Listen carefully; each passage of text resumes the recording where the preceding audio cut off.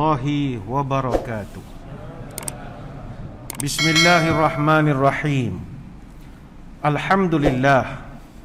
Alhamdulillahi hamdan katsiran tayyiban mubarakan fihi kama yanbaghi li jalali wajhikal karim wa li azimi sultanik. Allahumma salli ala sayyidina Muhammadin abdika wa rasulika nabiyil ummi wa ala alihi wa sahbihi wa sallim. Na'udzu bi kalimatillahi tammati min syarri ma khalaq. Bismillahilladzi la yadurru ma'asmihi syai'un fil ardi wa la fis sama' wa huwas sami'ul alim. Allahumma idfa' 'anna al-waba wal ghala wal riba waz zina wal mihan wa su'al fitan ma zahara minha wa ma batan an baladina hadza khasatan wa an sa'iril biladil muslimina 'amatan ya rabbal alamin. Nawaitu ta'alluma wa ta'lim wa tadhakkura wa tazkir wa naf'a wal intifa' wal ifadah wal istifadah wal hasa ala tamassuki bi kitabillah wa sunnati rasulih wa du'a ilal huda wa dalalah alal khair ibtigha'a wajhillah wa mardatihi wa qurbihi wa thawabihi lillahi ta'ala. Allahumma raddina biqada'ika wa sabirna ala bala'ika wa auzi'na syukra ni'ma'ika. Ya Allah, jadikan kami redha menerima takdirmu, jadikan kami sabar menerima ujianmu, dan bimbinglah kami untuk sentiasa syukur kepada nikmatmu. Yang saya hormati Datuk Haji Halidan bin Mat Daud, pengurusi Masjid Sayyidina Ali bin Abi Talib, Bukit Sekilau. Seterusnya para pegawai, ahli-ahli jawatankuasa masjid, tuan-tuan guru, para alim ulama, para habaib, muslimin muslimat, hadirin hadirat, tuan-tuan puan-puan, mudah-mudahan dirahmati Allah sekalian. Alhamdulillah, pada malam ini sekali lagi kita dapat dipertemukan di Masjid Sayyidina Ali bin Abi Talib ini. Setelah 9 bulan 25 hari saya tidak menyampaikan ceramah di sini, dan saya percaya tuan-tuan pun tak ingat apa yang saya ceramahkan pada 30 Disember tahun yang lalu. Hadirin hadirat sekalian, malam ni saya diminta menyampaikan satu tajuk, moga-moga bermanfaat, iaitu asam garam kehidupan Rasulullah sallallahu alaihi wasallam. Hadirin hadirat sekalian, sebagai manusia, Nabi sallallahu alaihi wasallam juga mengalami kehidupan sama macam kita. Makan, minum, ada ups and down dalam hidup dia. Ada hari Nabi tertekan dengan ujian, ada hari Nabi happy, ada masa sedih, ada masa Nabi gembira, ada masa Nabi marah. Sehingga Nabi pun menyatakan, innama ana basyarun arda kama yardal bashar wa aghdabu kama yaghdabul bashar. Saya hanyalah manusia biasa seperti kamu. Saya juga gembira sebagaimana kamu bergembira, dan saya juga ada masa marah sebagaimana manusia juga marah. Hadis riwayat Imam Muslim. Malam ini saya ingin mengajak muslimin muslimat untuk kita melihat dalam kehidupan Nabi SAW ini, asam garam kehidupan baginda. Ada sisi-sisi kehidupan Nabi itu yang kadang-kadang kita lihat masyarakat ada sedikit salah faham terhadap perwatakan dan peribadi baginda Nabi. Sebagai contoh, salah faham yang pertama, kita sering melihat pemahaman masyarakat tentang kesabaran Nabi. Nabi dilihat sebagai seorang yang sabar, seorang pemaaf, tidak pernah marah dalam pelbagai keadaan. Dan cerita-cerita tentang hal ini banyaklah kita dengar bila tiba Maulidur Rasul. Para asatizah akan bawakan beberapa dalil. Antaranya riwayat daripada Anas bin Malik radhiyallahu anhu. Kata Anas, kuntu amshi ma'a Rasulillah sallallahu alaihi wasallam wa alaihi burdun najraniyun ghalizul hasyiyah. Kata Anas, aku pernah berjalan bersama Nabi, dan ketika itu Nabi mengenakan pakaian ataupun kain buatan Najran yang tepinya agak kasar jahitannya. Fa adrakahu a'rabiyyu fajabaza biridaihi jabzatan syadidah. Tiba-tiba datang satu orang Arab Badui dari arah belakang Nabi, dan dia tarik kain itu dengan begitu kuat. Qala Anas, maka kata Anas, fanazartu ila safhati atikin nabi wa qad assarat biha hasyiatur ridai min syiddati jabzatih. Kata Anas, disebabkan orang tu menyentok begitu kuat, maka aku melihat ada bekas merah, garis merah pada belakang Nabi, dek kerana kasarnya tarikan orang itu. Summa qala ya Muhammad murli min malillahi allazi indaka. Orang tu pula dengan kasarnya berkata, Arabi ni orang kampung, orang daripada pedalaman, dia tidak faham budaya kita. Dia datang, dia kata, Muhammad, dia panggil Muhammad ya. Muhammad, beri aku harta yang Allah berikan kepada engkau. Takkan seorang jawab Nabi, bagi sikit pada orang. Apa reaksi Nabi? Faltafata ilaihi fadhahika thumma amara lahu bi'ata'in. Nabi memandang pada lelaki ini, kemudian Nabi tersenyum dan Nabi beri sebahagian harta kepada orang ini. Hadis riwayat Bukhari dan Muslim. Jadi kita pun memahami bahawa ini menunjukkan kelemah lembutan dan juga kesabaran Nabi dalam menghadapi kekasaran oleh orang lain. Ini biasa kita dengar riwayat ini. Riwayat yang lain kita biasa dengar daripada Anas bin Malik. Anas bin Malik pernah cerita, hadis riwayat Bukhari Muslim, bainama nahnu fil masjid ma'a Rasulillah idh jaa a'rabiyyun faqama yabulul fil masjid. Satu hari kami sedang duduk dalam masjid bersama dengan Nabi. Tiba-tiba datang satu orang Arabi, orang pedalaman lagi, datang masuk dalam masjid, yabulu fil masjid. Dia buang air kecil dalam masjid. Ini cerita yang masyhur. Dia masuk, Nabi ada, sahabat ada, menolong dia pergi satu sudut, dia buang air kecil. Para sahabat yang sedang duduk semua bangun. Mah, kata mereka kepada Arab ini. Mah ni macam kita, woi. Maka ada yang nak pergi pekong kepala budak ini tadi. Maka ketika itu Nabi tahan. Kata Nabi, la tuzrimuhu da'uhu fatarakuhu hatta bala. Kata Nabi, jangan marah dia, jangan halang dia, biarkan dia sampai dia selesai buang air kecil. Maka sahabat pun marah, terutamanya Sayyidina Umar. Kata Sayyidina Umar, ya Rasul, kalau perangai orang biadab sebegini kita biar, akan datang kalau orang masuk buang air dalam masjid kita, semua orang pakat akan ikut perangai kita, sabar begitu saja. Maka kata Nabi, tak, saya nak suruh awak bertenang. Budak ni dia buang air kecil di satu sudut sahaja. Nanti kalau kamu kejar, dia takut. Bila dia takut, dia lari.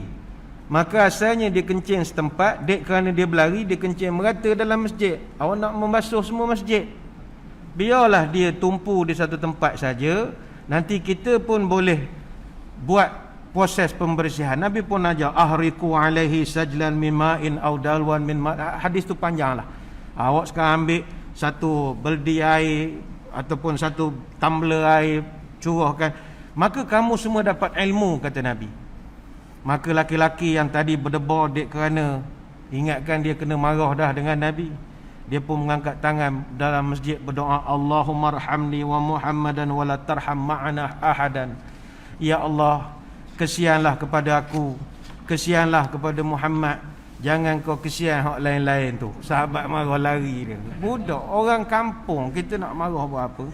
Maka riwayat-riwayat ini menjelaskan dan memberi kepahaman pada kita, Nabi ni sabar, Nabi ni sangat memaafkan.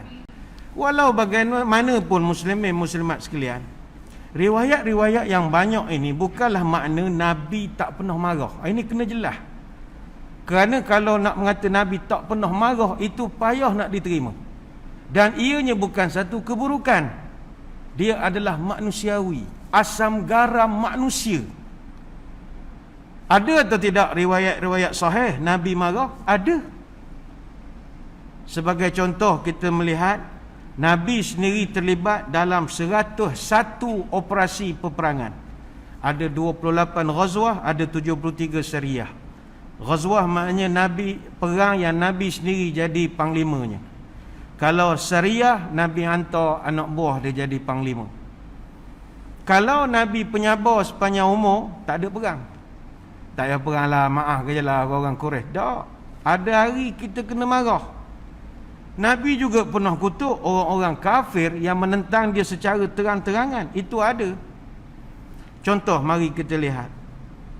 Semasa perang Khandaq, bulan Syawal, tahun 5 Hijrah, Nabi pernah menghadapi orang-orang musyrik, sehingga dalam operasi peperangan itu terpaksa anjak semaya asar sampai dah dekat waktu maghrib. Oh, Nabi tu pantang dia tu. Sebab tengah kelengkung-kelengkang main pedang lawan apa semua, asar jadi lewat. Maka kata Nabi, mala Allahu quburahum wa buyutahum nara kama syaghaluna 'ani salatil wusta hatta ghabatis syamsu. Semoga Allah membakar rumah mereka dan kubur mereka dengan api, kerana mereka telah menyebabkan kita tak dapat nak semayang wusta, semayang asar, sampai matahari hampir terbenam. Hadis riwayat Imam Bukhari. Kalau dia sabar je lah. Sabar je lah, tak apalah. 6.45 tak apa, main asar. Tak, Nabi marah. Nabi marah. Asar gelap sangat, subuh cerah sangat. Pantam betul dia.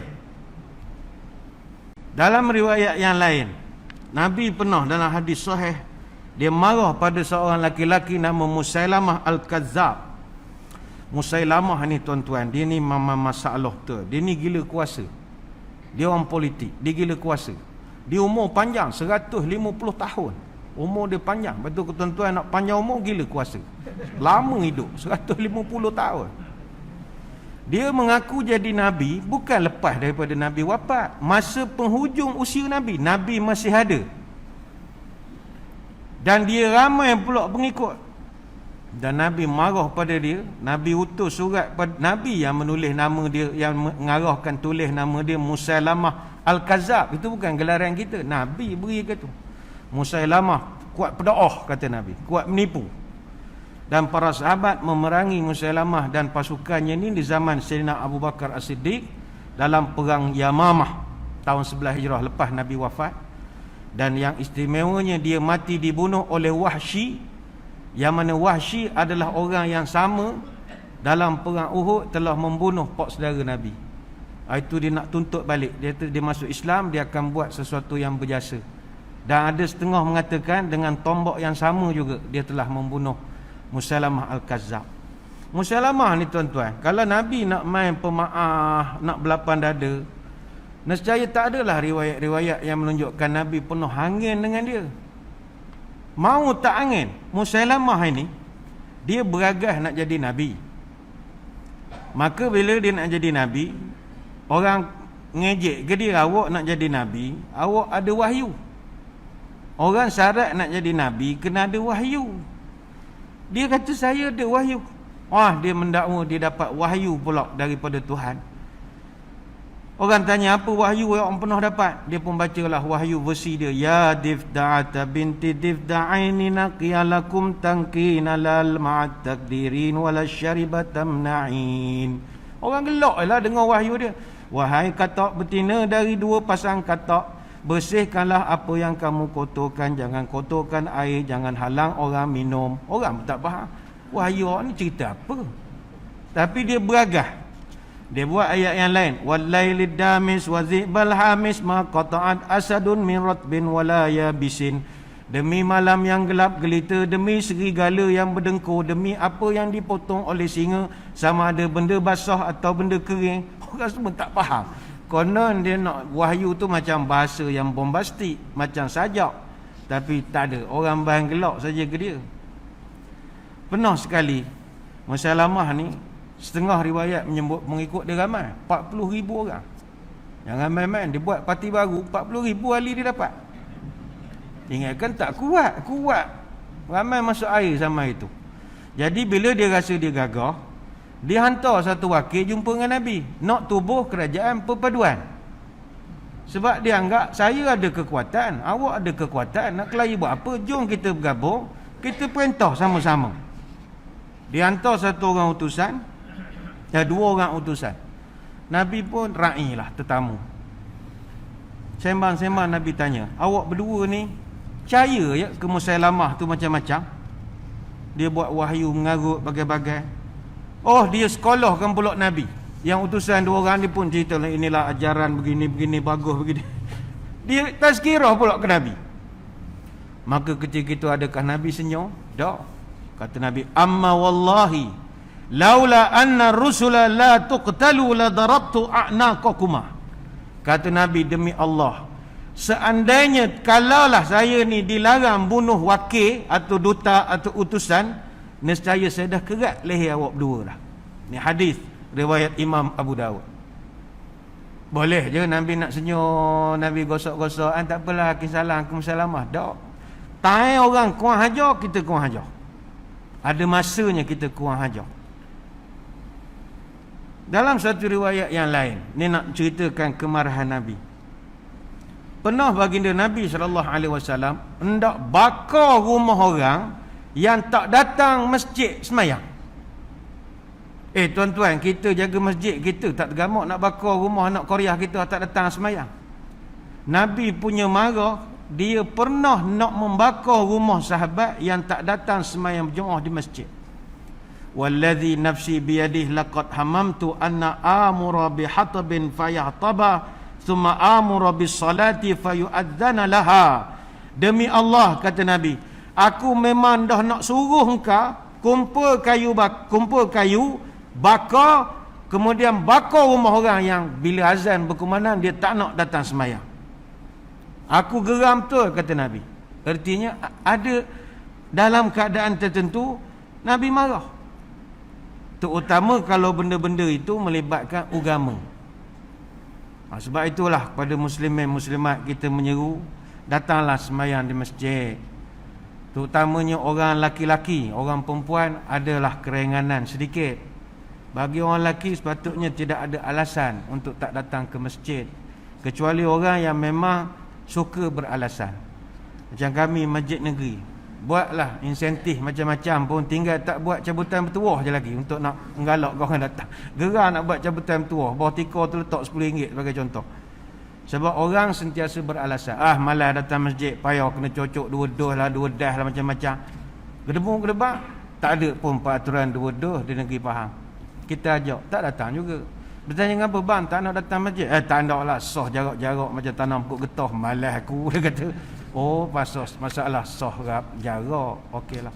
Takdirlah minggu depan soh rapat. Tuan-tuan agak dia ada tak alasan lagi? Ada. Malas lah tak boleh salam buat benda, bukan ada berkat tak salam. Lantak lah awak, malas kita nak mikir dah. Janji bila azan panggil je lah orang semayang. Kita buatlah program-program, aturkan kemudahan terbaik. We do the best, let God do the rest. Sebab manusia kalau dia bukan orang masjid, dia akan tak datang juga ke masjid. Tapi kalau orang tu orang masjid, tak kira lah macam mana, kerana datang ke masjid juga adalah sunnah Nabi SAW. Adalah sunnah juga. Sebab itu kata Ibn Mas'ud, walau annakum sallaitum fi buyutikum kama yusalli hadzal mutakhallifu fi baitihi la taraktum sunnata nabiyyukum. Kalau kamu semayang di rumah kamu, maka kamu telah meninggalkan petunjuk Nabi kamu ataupun sunnah Nabi kamu. Dan siapa yang taraktum sunnatu nabiyikum la dalaltum, siapa yang tinggalkan sunnah Nabi pasti sesat, kata Ibn Mas'ud. Jadi kita kononnya tak nak datang masjid sebab hilang sunnah rapat semayang, tapi kita hilang satu lagi sunnah, tak datang masjid langsung. Jadi 2 sunnah terus hilang. Sayanglah ya. Jadi kita menyeru muslimin muslimat, datanglah ke masjid. Mungkin suasana ini sabar itu subur, enggak sabar masuk kubur. Sabar, ada sikit masa lagi. Cendekiawan para ulama agamawan adalah dia sedang membentangkan perkara-perkara yang mungkin ada perubahan dalam waktu yang terdekat. Sabar dulu, sabar. Cuma adalah di perbahasan di kalangan ulama, ada orang memang para ulama kata baik dia semayang di rumah daripada semayang di masjid. Ada. Sebagai contoh dalam kitab Al-Mughni disebutkan, lau zahaba ilal masjid wa taraka ahli baitihi la yusalluna faradi aw la tahawanu aw ba'dun fi salati fa salatu fil bait afdal min salati fil masjid. Timbul suasana atau keadaan yang mana ada orang kerana dia datang di masjid, keluarga dia di rumah culas semayang. Dulu masa masjid tutup, dia semayang di rumah, dia jadi imam, dia boleh kontrol anak-anak semua semayang apa semua. Tapi sejak dia rajin pergi ke masjid ni, anak 7.45 tak semayang maghrib lagi. kat pukul 8 main YouTube tengok macam-macam kartun itu ini. Jadi orang yang macam ni kata para ulama, setengah ulama, maka ketika itu fasalat fil bait afdal, dia sembahyang di rumah lebih afdal atas alasan nak maslahah anak-anak itu tadi. Tetapi para ulama tetap mengatakan pahalanya tak sama. Walaupun dia di rumah sembahyang jemaah ni kalau sembahyang dapat 27 pahala, sembahyang di masjid pun 27 pahala. Tapi angka 27 tu sama, nilai tak sama. Umpama sembahyang di rumah dapat 27 ringgit, sembahyang di masjid dapat 27 pound sterling. Nilai dia lain. Sekilo beras dengan sekilo emas itu lain, walaupun sekilo. Jadi kok mana pun kata ulama, sembahyang di masjid itu lebih afdal dari segi fadilat. Sehingga kan ada para ulama mengatakan, kalau tuan-tuan dah sembahyang di masjid, tuan-tuan merasakan anak di rumah mungkin toh sembahyang tidak, budak-budak ni bapak tak ada, mak pun ada sembahyang sekali masjid. Jadi tuan-tuan boleh balik di rumah sembahyang sekali lagi pula lagi. Ada perbahasan itu. Kerana pernah di zaman Nabi sallallahu alaihi wasallam, Abu Sa'id Al-Khudri menyebutkan bahawa ketika Nabi menengok ada sahabat yang sembahyang seorang dalam masjid, maka Nabi akan beritahu pada orang yang lain, ala rajulun yatasaddaqu ala hadzal fayusalli ma'ahu. Siapa-siapa yang nak bersedekah, pergi jadi makmur orang tu. Maknanya kita sembahyang sekali lagi walaupun baru lepas sembahyang, kerana nak mengambil fadilat. Dan ada di kalangan para sahabat pun biasa, kalau lepas daripada sembahyang di Masjid Nabawi, bagi contoh dalam Sahih Bukhari disebutkan Muaz bin Jabal radhiyallahu anhu, kalau dia habis sembahyang Isyak di Masjid Nabawi, dia balik ke kawasan perumahan dia, dia sembahyang lagi dengan orang kampung dia. Sebab dia nak memastikan kampung dia berkah. Ini datanglah ke masjid. Itu je nak ngajak tuan-tuan perempuan, datanglah ke masjid. Itu contoh Nabi marah dalam bab orang tak datang ke masjid. Contoh yang lain, Nabi ada marah. Dalam Sahih Bukhari ada satu bab tu namanya Babul Ghadab fil Mau'izati wa Ta'limi idza ra'a ma yakrahu. Bab marahnya Nabi ada dalam Sahih Bukhari. Ada satu riwayat disebutkan, sekali itu pernah Nabi outstation. Bila Nabi balik ke Madinah, datang orang kampung mengadu, ya Rasul, la akadu udriku salata mimma yutawwilu bina fulanun. Orang kampung mengadu, ya Rasulullah, sepanjang tuan tak ada outstation, orang lain jadi imam, penat kita orang ya Rasulullah. Bapa pula baca panjang lah ya Rasulullah, tak larat kau mengikutnya. Main budak-budak muda ni, satu makrok, dua makrok, agak lah. Satu makrok baca ya Rasulullah. Tiba-tiba sahabat tengok muka Nabi berubah. Kata Ibn Mas'ud, fama ra'aitu Nabi sallallahu alaihi wasallam fi mau'izatin ashadda ghadaban min yauma idzin. Saya itulah pertama kali tengok Nabi marah sampai merah telinga. Orang tu mengadu semayang panjang. Kemudian Nabi pun beri amaran, ayuhan nas innakum munaffiruna faman shalla bin nasi falyukhaffif fa innal fihimul marida wad dha'ifa wa dzal hajati. Kata Nabi, manusia dengar, aku nak pesan, mu kalau perangai macam ni, innakum munaffirun, perangai mu akan menyebabkan orang lari pada agama. Nabi marah.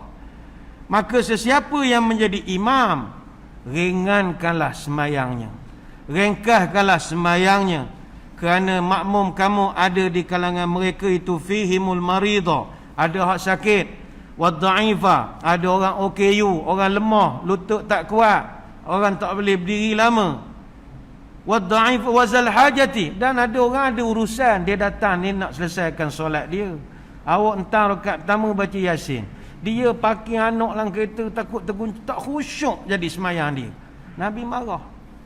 Dan yang diriwayat mengatakan yang jadi imam masa Nabi tak ada, kalau semayang Isyak Muaz bin Jabal, yang semayang subuh Ubay bin Ka'ab radhiyallahu anhuma.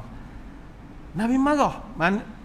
Yalah bagi kita, takkan Nabi nak marah begitu? Tak, menunjukkan bahawa dalam kehidupan Nabi, Nabi marah kalau orang boleh menyebabkan nyusah ke orang lain. Nabi tak suka. Tak suka. Tapi ini bukanlah bermakna Tok Imam lepas ni dapat lesen besar, qul Allah manjang, qul Allah pa qul Allah.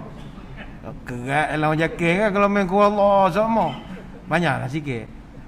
Dia tak mesti surah panjang. Tebuk surah panjang, ambil pendek, orang tak marah. Orang kampung kan hafal ingat surah tengah-tengah tu 7-20 ke atas, mana dia hafal aja. Jangan baca jeroma dia hafal, dia champion buat duha ke bawah ni. Ambil hak mana-mana surah sa'ala sa'ilum sa'ala sa'ilum al-waqi'ah, surah al-mujadalah, surah hak tengah-tengah yang orang jarang main. Tilka rasul orang hafal, wadduha orang hafal. Ambil hak tengah-tengah pelik-pelik tu, baca 3 ayat pun orang tak marah dah. Kata panjang Tok Imam baca pada 3 ayat je. Ni teknik sajalah. Contoh lain Nabi pernah marah, kata para ulama, ada satu hari Nabi marah kerana privasi dia terganggu. Pernah. Nabi manusia, tuan-tuan. Kalau orang main gepok-gepok datang rumah tengah hari buta, tengah malam, Nabi pun orang. Dia ada privasi dia. Jabir radhiyallahu anhu cerita, ataitun Nabi sallallahu alaihi wasallam fi dainin kana ala abil fadaqaqtul baba faqala manza. Satu hari aku datang rumah Nabi, aku ketuk pintu. Tuk tuk tuk tuk tuk. Nabi tanya, siapa? Faqultu ana. Dia pun jawab, saya lah. Hah. Faqala ana kata Nabi. Ka'annahu karihaha. Kata Jabir, taubat memang Nabi marah. Hadis Bukhari Muslim. Nabi paling pantang dia kalau orang tanya, siapa tu? Takkan tak kenal. Pantam tu dia. Tuan-tuan jangan buat perangai begitu kalau telefon orang. Ingat semua orang save nombor kita. Ingat kita popular sangat ke sampai kenal suara. Dah ada orang baru tukar telefon, mana save semua orang. Hello, siapa ni?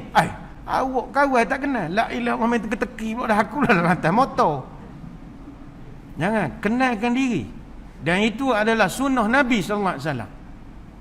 Jangan sangka semua orang tahu kita. Lepas tu saya kalau dengar Pah FM kadang Allah, ngapalah ada pemanggil pesen gitu ya. Hello, Assalamualaikum, kesalah siapa ni? Tak kenal. Minggu lepas baru telefon. La ilaha illallah, takkan nak neka-neka. Kenalkan diri. Kenalkan diri. Kalau Nabi itu kena dah tu. Ana kata Nabi. Saya sebutlah nama. Pernah sekali Nabi sallallahu alaihi wasallam dia punya marah kepada Abu Jahal. Dia beza tuan-tuan kena ingat, ada beza antara Abu Lahab dengan Abu Jahal. Ada orang menyangka Abu Jahal ni pak saudara Nabi. Tak ada kena-mengena. Dia yang pak saudara Nabi Abu Lahab. Abu Lahab ni nama kad pengenalannya Abdul Uzza bin Abdul Muttalib. Dia dipanggil Lahab sebab Lahab ni menyala-nyala.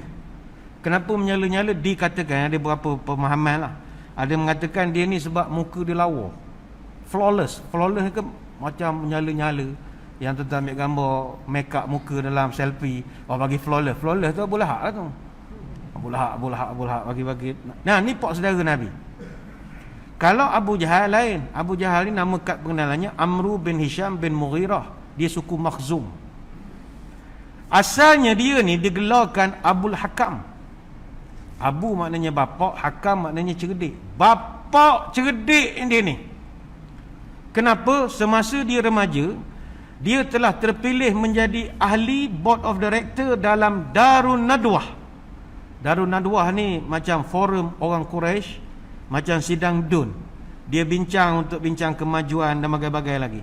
Ini orang cerdik, dia remaja dia dah jadi ahli di situ. Abu Hakam. Tapi Nabi SAW tukar nama dia daripada Abu Hakam kepada Abu Jahal. Abu Jahal bermaknanya Abu bapak, Jahal bodoh. Bapak bodoh yang kau ni. Kenapa Nabi tukar? Nabi marah sebab dia bunuh Sumayyah dengan tombak yang dimasukkan ikut kemaluan. Sampai orang tu mati disulanya. Orang tu bukan melawan. Yang awak nak bunuh dia sampai begitu. Itu Nabi tak boleh tahan, panggil kekal sampai sekarang, panggil bapak bodoh yang kau ni, Abu Jahal. Asalnya Abu Hakam, bapak cerdik je. Nabi marah. Maknanya tuan-tuan boleh memahami bahawa Nabi pernah marah, tetapi dalam masa yang sama Nabi juga adalah orang yang sabar. Baginda sabar kalau personal, hal personal dia sangat sabar. Kalau peribadi dia diganggu, dia tak ada hal. Setakat orang kampung tarik serban dia sampai merah, dia okey, no problem. Tapi Nabi sangat marah kalau agama diusik, kalau syariat diusik. Dan ini yang tak ada pada kita sekarang ini. Orang buat macam-macam kemungkaran sekeliling kita, kita sabar. Tak apalah, Nabi kan sabar. Celah mana? Ada hari kita kena nyatakan kemarahan, nyatakan. Sebab marah ini sebahagian daripada ekspresi kita terhadap benda yang tak sepatutnya orang lakukan. Tetapi marah ini, kata orang tua-tua, biarlah marah itu berpada-pada. Sebab kebanyakan daripada orang kita sekarang marah, tapi marah tak bertempat. Baik itu orang tua-tua pun pesan kita marah ini, marah biar bertempat. Jangan marahkan nyamuk, kelambu dibakar. Itu kan tak cerdik namanya. Maknanya kalau nak marah misalnya hal tertentu di peringkat negara, marah fokus sajalah. Jangan babit-babit ke benda lain. Nak marah luar negara, penganjuran pesta sekian-sekian, marah fokus pada tu. Jangan babit ke benda-benda lain. Tapi jangan pula tak apa, sabarlah dengan apa maksiat yang berlaku ni, semua tanda kiamat. La ilaha illallah. Ada tempat kita salurkan, kerana marah ini ada hari diperlukan. Terutama orang hina negara kita misalnya, takkan sabar. Orang kata Malaysia ni begini.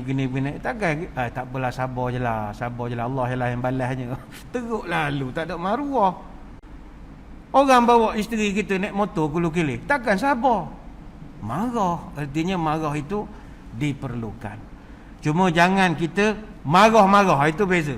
Orang Malaysia sekarang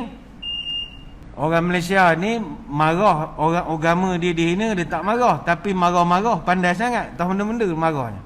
Keluar sempah marah, traffic light merah marah, semua benda marahnya.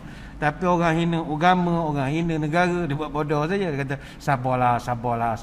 Ini perlu diperbetulkan. Sebenarnya banyak kita nak terangkan, tapi saya ingat kita beri dulu laluan kepada azan isyak. Jadi tuan-tuan semua jangan ke mana-mana. Kita akan kembalilah selepas ini. Sempatlah Bilal nak bersiap-siap sekejap. Wallahu a'lam. Muslimin muslimat yang dirahmati Allah sekalian.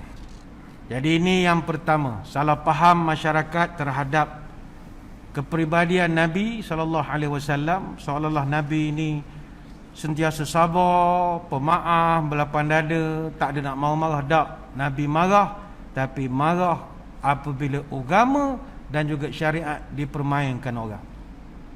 Tapi dalam hal peribadi, personal matter, tak ada masalah. Nabi tak ada hal lah kalau benda kecil-kecil ini.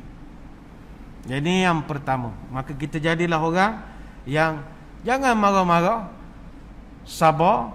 Tapi kalau agama kita dipelekehkan orang, tak sewajarnya kita berdiam diri.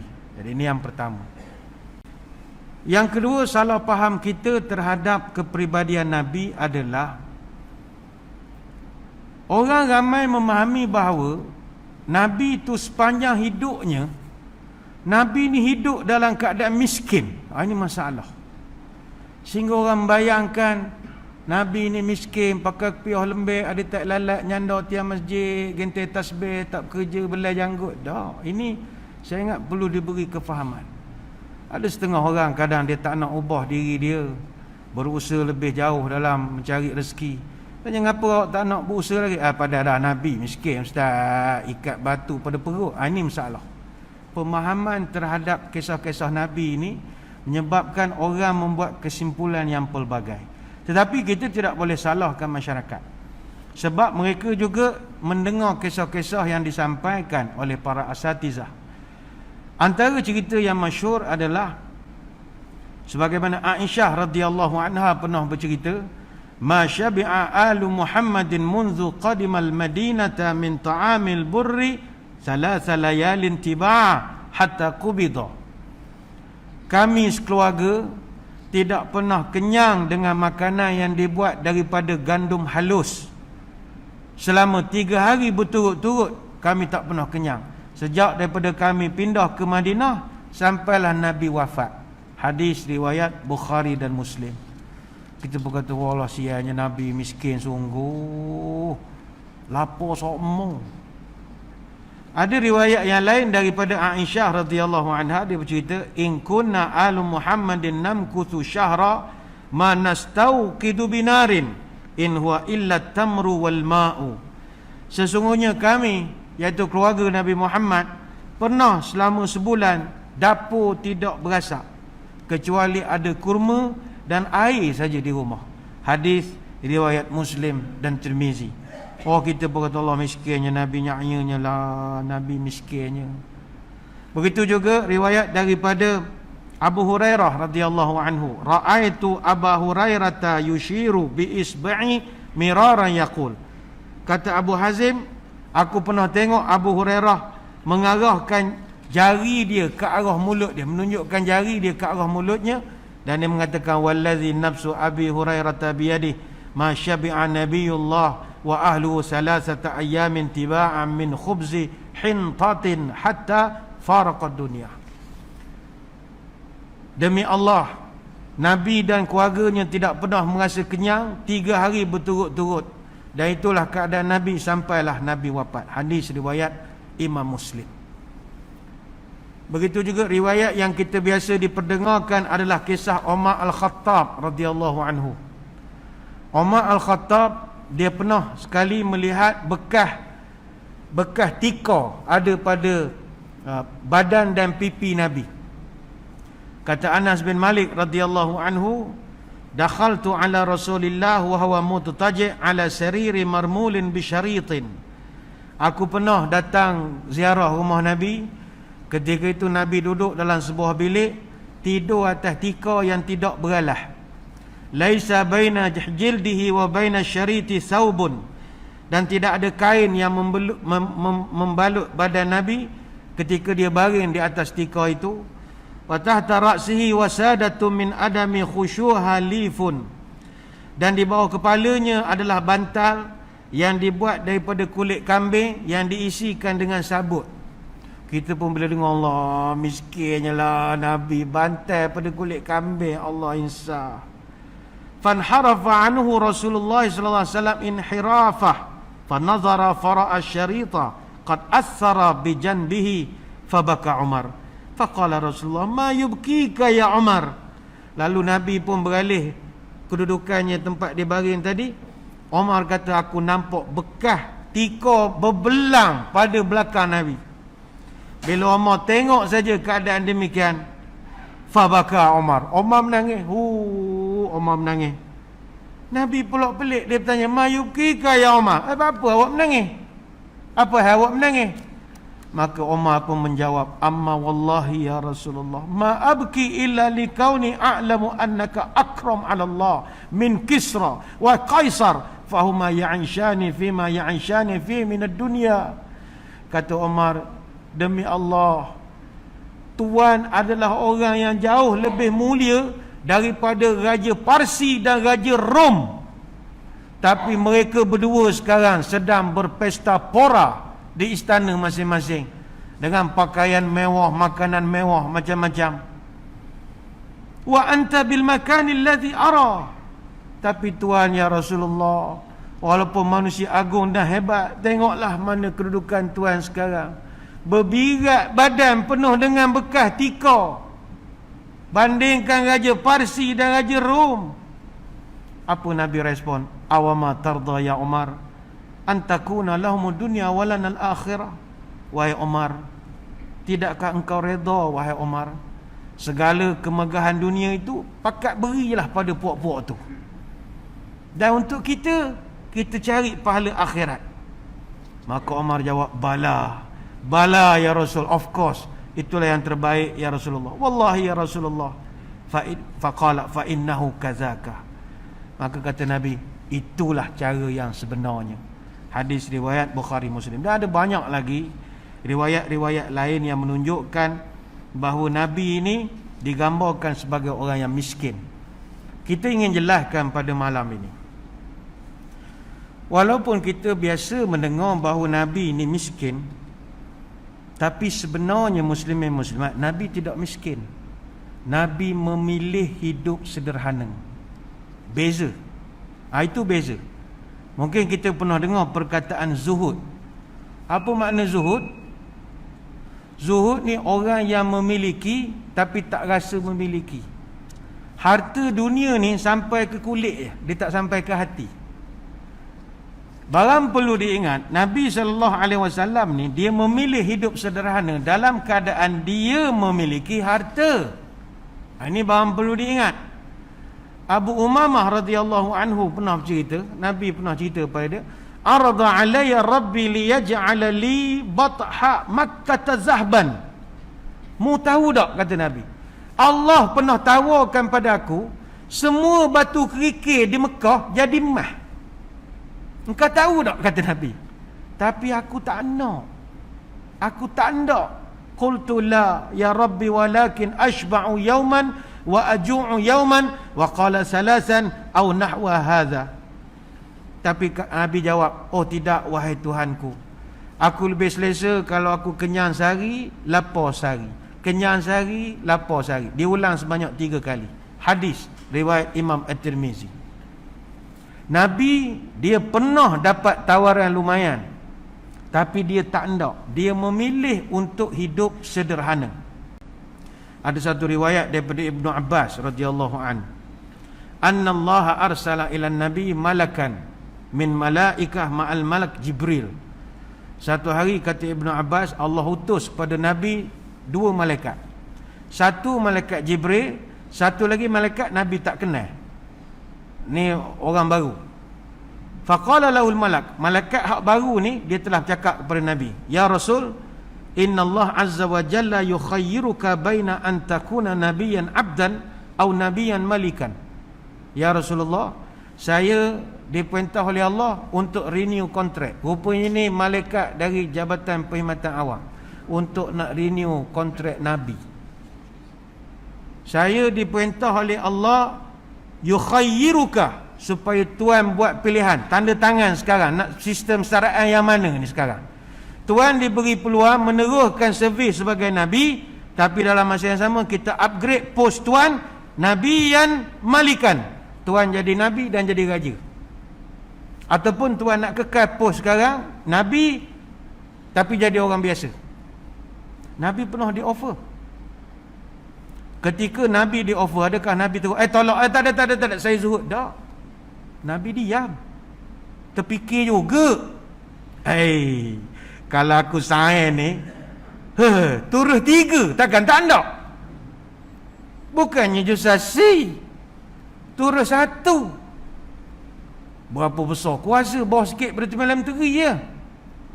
Besar kuasa ni, jadi raja pula lagi.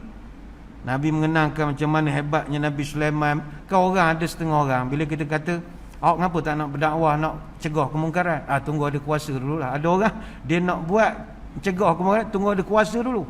Sebab dia nampak dengan kuasa baru kita boleh buat perubahan. Kita tak nafikan benda tu penting. Kekuasaan lebih memudahkan kita menegakkan agama. Tapi Nabi jadi terfikir, kalau aku sayang ni macam mana? Faltafata Rasulullah sallallahu alaihi wasallam ila Jibril kal mustashir. Maka kata Ibnu Abbas, Nabi sebelum buat keputusan, dia pandang kepada Jibril alaihissalam. Jibril sahabat lama, kenal pada dulu lagi. Dia minta pandangan Jibril, tapi dia tak bercakap, dia tunjuk isyarat. Kal mustashir, buat isyarat sajalah. Tak tahulah apa isyarat Nabi buat, kenyek mata ke angkat kepala, kita tak tahulah. Mana guna gamak, sai. Itulah contohnya. Fa'au ma'a ilahi antawaddu. Jibril buat isyarat, jangan ya Rasul. Maknanya jangan saya. Stay humble, tawaduk, sederhana, jadi orang biasa. Jadi orang biasa. Maka kata Nabi kepada malaikat daripada JPA ni tadi, bal nabiyan abdan, tak apalah, saya kekal jadi Nabi dan saya nak kekal jadi orang biasa-biasa saja. Hadis riwayat Imam Tabrani dan juga Baihaqi. Nabi kita ni tuan-tuan, dia beza dengan Nabi Sulaiman. Bukanlah kita nak ngata Nabi Sulaiman, tak. Nabi Sulaiman kita tak nafikan dia memiliki segala-galanya. Dia ada kerajaan yang paling gagah di dunia.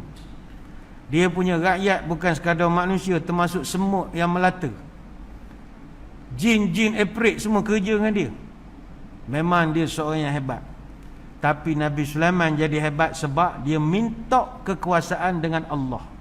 Allah rekodkan dalam surah Sad ayat 38, Rabbighfirli wa habli mulkan la yanbaghi li ahadin min ba'di innaka antal wahhab. Ya Allah, ampunkanlah aku, anugerahkanlah kepadaku kerajaan yang tidak akan dimiliki oleh sesiapa pun selepasku. Sesungguhnya engkau maha pemberi. Surah Sad ayat 38. Nabi Sulaiman dapat kekuasaan kerana dia minta kepada Allah. Nabi kita minta jauh sekali, ditawarkan, tolak. Dia memilih untuk hidup sederhana, bukan miskin, sederhana.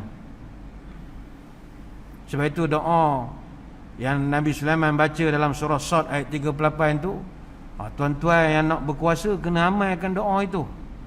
Lepas tu ayat ni menteri besar, ketua menteri, hak negeri-negeri, hak simple majority, kena amalkan doa ni. Kena YB masuk air pilihan raya pula esok. Kena doa, ya Allah, kurniakanlah aku kerajaan yang takkan dimiliki oleh sesiapa pun selepas aku. Oh, itu kan doa daripada Quran itu. Amalkanlah daripada baca di Wadi Manikam Sinawari, baik baca doa Nabi Sulaiman. Jumpa Tok Bomoh bagai tak payah. Rabbi firli wa habli mulka. Ya Allah, ampunkan aku, anugerahkan aku kerajaan. Itu doa Nabi Sulaiman AS. Tapi Nabi kita ni dia memilih untuk hidup sederhana. Sederhana maksudnya Nabi boleh ubah gunung jadi emas. Dia tak ada emas, tapi dia boleh ubah. Contohlah barang ada atas meja ni, Nabi boleh ubah jadi emas. Nabi dia ada mukjizat begitu, tapi dia tak hendak. Sehingga Nabi pernah beritahu kepada Aisyah, wallahi ya Aisyah, demi Allah wahai Aisyah, lau syi'tu, kalau aku hendak, la ajrullahu ma'i jibal az-zahabi wal fiddah, aku boleh perintahkan gunung ni semua tukar jadi emas, tapi aku tak hendak. Macam ada orang dia ni, dia kaya, dia ada duit. Nabi ni memang cash apa semua tak ada, tapi dia boleh ubah sesuatu menjadi emas, tapi dia tak hendak. Dia memilih untuk hidup sederhana. Tuan-tuan, Nabi ni sebenarnya ada harta ke tak sebenarnya? Tuan-tuan, kita jangan ingat Nabi tak ada harta. Nabi ada harta sebab dia pemimpin. Dan dalam peperangan-peperangan yang Nabi pernah lalui, kemenangan dalam mana-mana peperangan melayakkan Nabi untuk dapat portion tertentu daripada harta rampasan itu. Sebab itu kalau tuan-tuan pernah dengar, kalau kita nak cerita bab kewangan Nabi, ya, tuan-tuan pernah dengar cerita Tanah Khaybar. Tanah Khaybar. Tanah Khaybar ni nama oasis yang terletak lebih kurang dalam 150 km daripada Madinah. Tanah ni tanah yang strategik. Jatuh ke tangan orang Islam tahun 629 Masihi. Jadi ketika pembahagian ada portion untuk Nabi. Jadi ada satu riwayat daripada Umar Al-Khattab radhiyallahu anhu yang menceritakan keadaan ekonomi Nabi selepas daripada perang Khaybar tahun 7 Hijrah. Disebutkan kanat li Rasulillahi thalathu safaya Banu Nadir wa Khaybaru wa Fadak. Nabi selepas daripada perang Khaybar, Nabi ambil 3 pilihan daripada harta rampasan perang. Pertama, ladang peninggalan Yahudi Bani Nadir. Yang kedua, ladang di Khaybar. Yang ketiga, tanah di Fadak. Fa amma Banu Nadir fakanat hubusan li nawaibih. Hasil daripada ladang Bani Nadir, Nabi gunakan untuk hubusan li nawaibih, untuk membiayai pelbagai keperluan peribadi baginda. Itu kata Umar Al-Khattab. Itu satu harta, baru ladang Bani Nadir. Harta Nabi yang kedua, ladang Khaybar. Wa amma Khaybar fajazza'aha Rasulullah salasata ajza'. Hasil daripada ladang di Khaybar, Nabi bahagi kepada 3 bahagian. Juz'aini bainal muslimin wa juz'an nafaqatan li ahli. 2 portion Nabi bagi kepada orang Islam, bagi kepada masyarakat. 1 bahagian Nabi ambil untuk beri nafkah kepada keluarga dia. Hadis riwayat Abu Daud. Tuan-tuan jangan ingat Nabi tak ada hasil. Ada. Baik. Hasil daripada ladang negeri di Khaybar inilah Nabi nafkahkan isteri-isterinya. Para ulama ada mencatatkan tiap-tiap tahun setiap isteri Nabi terima nafkah 100 wasak. Wasak ni kalau bahasa kita taka. Iaitu Nabi beri pada isteri dia 80 wasak kurma dan 20 wasak gandum. Kalau kita pindahkan ke literature fiqh, satu wasak bersamaan 60 sa'. Satu sa' bersamaan 2.4 kilogram. Maka satu wasak adalah 2.040 kilo darab 60, mana dah 122 kilo. Maka berdasarkan perkiraan ini, kita dapat tahu bahawa total nafkah yang Nabi berikan kepada masing-masing isteri baginda adalah 80 wasak kurma darab 122.4 kilo bersamaan 9,792 kilo kurma. 20 wasak gandum darab 122.4 kilo bersamaan 2,448 kilogram gandum. Kalaulah kita andaikan harga sekilo kurma RM12, maka total nilai nafkah kurma bagi setiap isteri Nabi ialah 9.7 kilo darab 12 bersamaan RM117. Bukan tak ada duit, ada. Tapi Nabi memilih hidup sederhana. Dan tuan-tuan kena ingat, Nabi punya isteri bukannya seorang. Kana lin nabi tis'u niswatin, kata Anas. Nabi ada 9 orang isteri. Ni hadis Bukhari Muslim. Maknanya isteri Nabi semua dapat nafkah masing-masing daripada penghasilan ladang-ladang ini.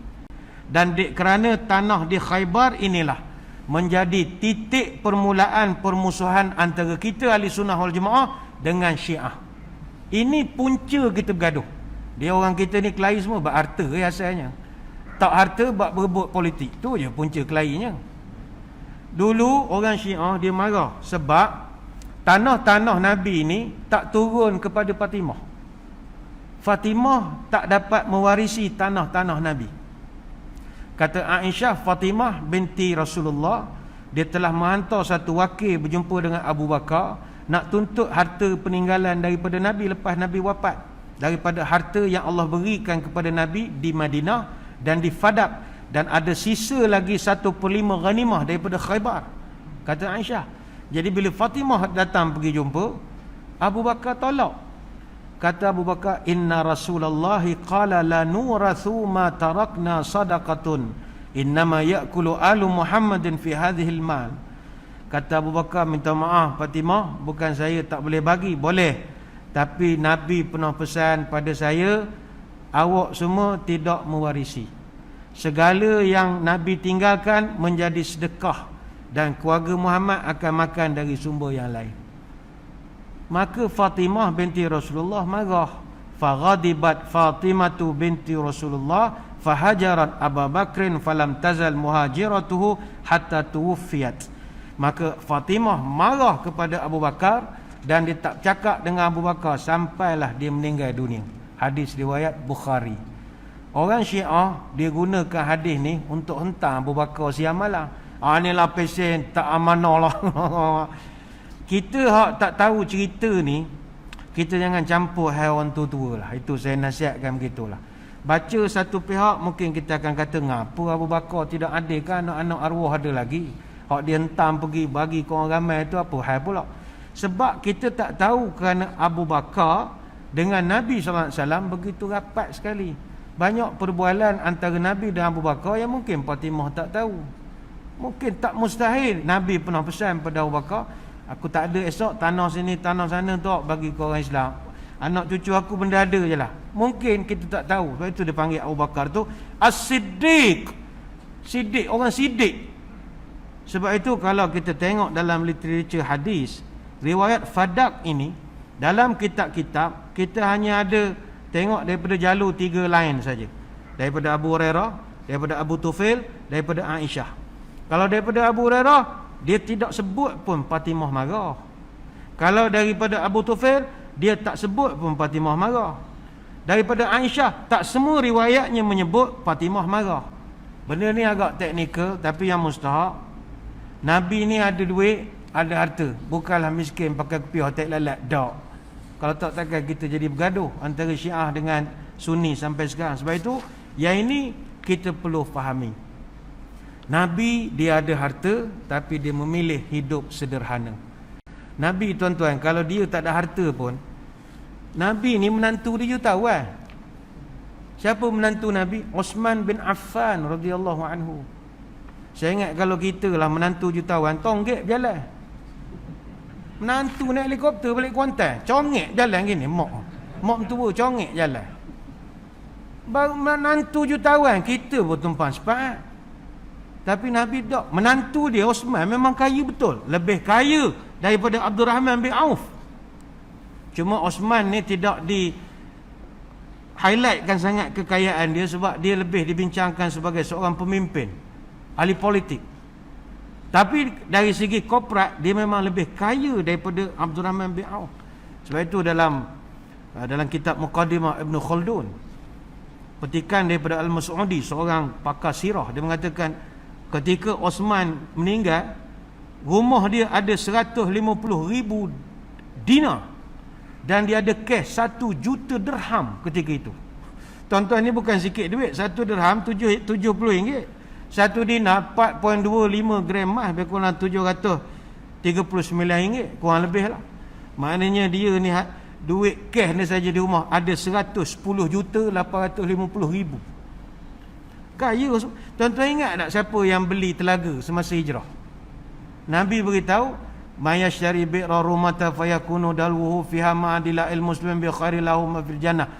Masa tu orang mengadu, ya Rasulullah, payahnya kita orang telaga ni, Yahudi jual harga Yahudi betul airnya. Mana raya infrastruktur tak ada ni. Nabi kata, aku doa siapa yang boleh beli telaga rumah itu, aku doa esok setiap kali orang ambil air, jadilah jariah untuk dia sampai bila-bila. Hadis dari Tirmizi. Osman bin Affan dengar Nabi cakap begitu, terus jumpa Yahudi tu. Orang lain beli, Yahudi tak layan. Osman beli, Yahudi boleh ra'i pula lagi.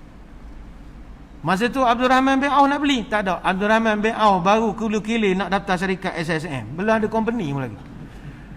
Osman bin Affan dah bayar cash pada pakcik Yahudi tu. Harga telaga serikat 1 juta nilai sekarang. Osman ada duit. Siapa pak mentua dia? Nabi. Ada Nabi nak congek berjalan tonggek gulu-gili, tak, dia relax je. Menantu kau jutawan, kau relax je. Kau relax. Kau tak kenyang pun 3 hari. Dia pesen dia. Dia nak tunjuk pada umat dia, awak jangan bawa dapat projek payment tak dapat action lah. Kau main kereta ramda melentang, kau main belagak. Tunggu dulu, sabar dulu. Menantu aku jutawan. Aku ada tanah strategik, semua ladang keluar hasil. Tapi tengok cara hidup aku macam mana, makan macam mana. Makan sikit, awak sikit-sikit makan, sikit-sikit makan. Ni belum habis ceramah mikir ngeteh di mana lepas ni kan. Ngeteh lagi. Sedang dengar Nabi tak kenyang 3 hari tu, mikir ngeteh lagi. Dah macam mana? Contohlah. Nabi tuan-tuan, dia ada bodyguard. Nabi ni ada bodyguard. Dia style. Nabi ni dia pemimpin. Dia ada edisi, dia orang bergaya. Dia orang bergaya. Jangan kita bayang Nabi ni miskin semekut duduk semajik untuk sedekah. Tak. Dia bodyguard Nabi lebih ramai daripada Tuanku Sultan punya bodyguard. Dia kalau raja-raja Melayu, kita panggil adikong. Adikong kalau Dulu yang Mamli Tuan Agong ada 4 adikong. 4 ni yang utama lah, yang buka pintu, yang duduk masa persidangan duduk kiri kanan, tu yang utama, adikong. Agong ada 4. Seorang kenal daripada Army, seorang kenal dari Air Force, seorang kapten dari Navy, seorang assistant commissioner polis PDRM. Kalau sultan-sultan negeri, dia 2 je adikong. Seorang major daripada tentera. Tengok sultan tu kenal yang dia betul apa. Kalau GGK lah, beret merah lah jaga dia. Dan dia akan dapat satu assistant superintendent polis. Nabi ada berapa bodyguard? 10. Nabi bodyguard 10. Ketua bodyguard Nabi namanya Abbad bin Bishir radhiyallahu anhu, bapak badan. Nabi dia orang protokol. Bodyguard yang lain Sa'ad bin Mu'az, Muhammad bin Maslamah, Zubair bin Awam, dan ramai lagi. Maka marilah kita memperbetulkan sedikit sebanyak kepahaman kita terhadap Nabi sallallahu alaihi wasallam yang kita kenali. Bukanlah dia orang hak lekeh sangat, tapi Nabi memilih untuk hidup cara sederhana, biasa-biasa saja. Maka kita sendiri kalau selaku orang yang tak berapa nak kaya ini, janganlah belagak sangat dalam kehidupan. Biasa-biasa sudahlah. Mana boleh zuhud-zuhud je lah dalam kehidupan. Jangan action sangat. Itu yang mesej yang nak disampaikan. Sebenarnya banyak nak diterangkan, tapi saya kira sekadar itulah sembang-sembang kita pada kesempatan malam ini. Sekali lagi saya mengucapkan ribuan terima kasih di atas undangan. Mohon maaf sebarang kekurangan. Moga-moga kita dapat bertemu pada lain-lain kesempatan. Sebelum berpisah, marilah kita menadah tangan berdoa. Moga pertemuan kita ini diberkati oleh Ilahi dan dijauhi daripada sebarang perkara-perkara yang tidak diingini. A'udzubillahi minasyaitonirrajim. Bismillahirrahmanirrahim. Allahumma arzuq baladana Pahang Darul Ma'mur khasatan wa sairil biladil muslimin 'amatan as-sakha wan nama war raqa wahfazha bihifdzika min kulli makruh ya rabbal alamin. Allahumma inna na'udzubika minal baras wal junun wal judham wa min sayyi'il asqam wa na'udzu bikalimatillahi tammati min syarri ma khalaq.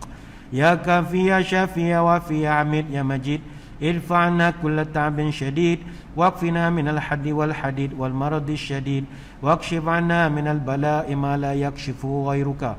Allahumma inna nastaghfiruka innaka kunta ghaffara tahassanna bizil izzati wa'tasamna birabbil malakut wa tawakkalna 'alal hayyil ladzi la yamut.